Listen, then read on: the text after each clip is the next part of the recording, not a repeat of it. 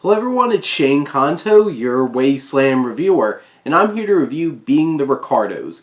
And this is a new Amazon original film from Aaron Sorkin, written and directed. And boy, does this feel Sorkin-y. Sorkin-y as hell. You know, you're watching an Aaron Sorkin film, especially one written by him, where you just feel like the spark of dialogue that just pops.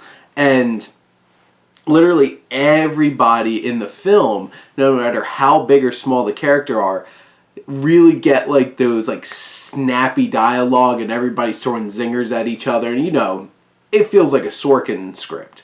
And this does indeed feel like a Sorkin film through and through. And in terms of like the actual direction, I don't quite know if it feels like Sorkin has really found like a specific identity as a director. Like, I don't know if I would watch this film and just be like, you know what? That looked like a Sorkin directed film. Like, I could pick up on the dialogue and be like, that's a Sorkin written script. But I don't know if he quite has that kind of voice yet in terms of a director. It does have a similar kind of visual feel as like the Trial of the Chicago 7, but like not something where it's like so obvious where it's just like, that's him. And what I found very interesting about this film is like, generally it's about a place and time in the Ricardos' lives. Like with, you know, in real life, Lucille Ball, Desi Arnaz, and you have these two, played by Javier Bardem and Nicole Kidman. And it's very interesting because it'll cut back and be like, are they supposed to be young? And that was always the thing, like, when I heard that they were casting, it's like, obviously they're supposed to be older versions of these two characters, and, you know, like, middle-aged versions, and they keep cutting back to, like, definitely moments where they're supposed to be younger, and just like, I don't know if I buy that. Not quite buy that. But, you know, once you get past that, it's not as distracting. But you have Nicole Kidman, who I'm so happy to see outside of those stupid ads that keep playing in front of AMC movies. And she does such a fantastic job as Lucille Ball. And, like, she captures, like, Lucy when performing the scenes. But she really captures a powerful woman who is fighting an uphill battle throughout this whole entire film against directors and her own husband and producers. And guising is a lot of the times trying to push them as Desi Arnaz's ideas, because like she's trying to get these things through and like she has a vision.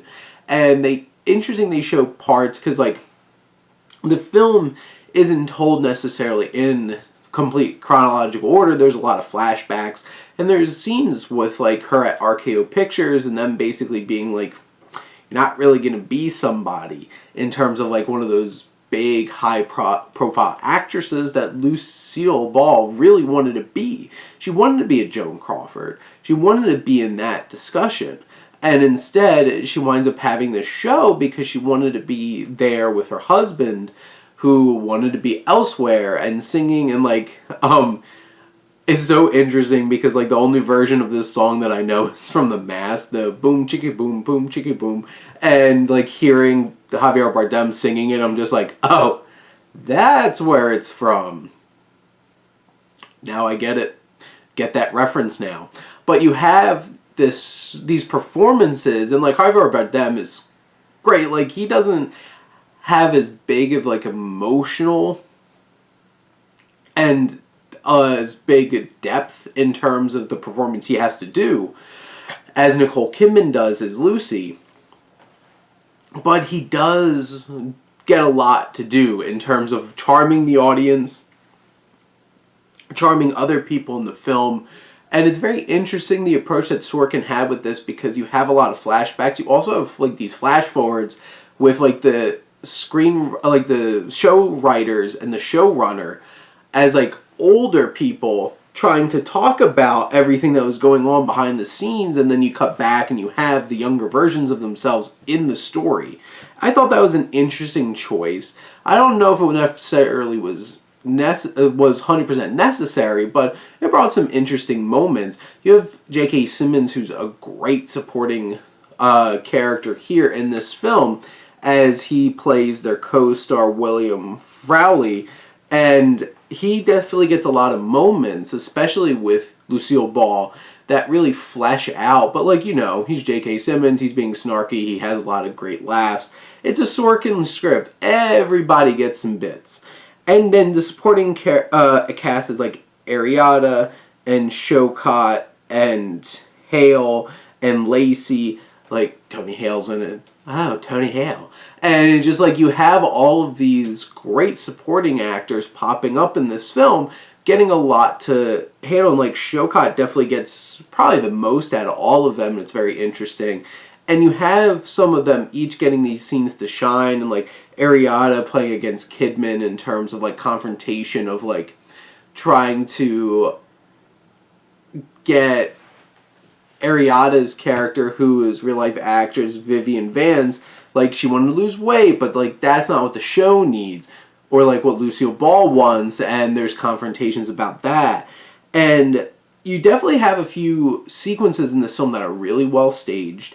Very interesting set pieces, like the whole entire them trying to film this one particular episode and having this fight at the dinner table, and they spend so much time on this one episode, and there's a lot of great scenes on the set trying to film that, and it feels really well staged.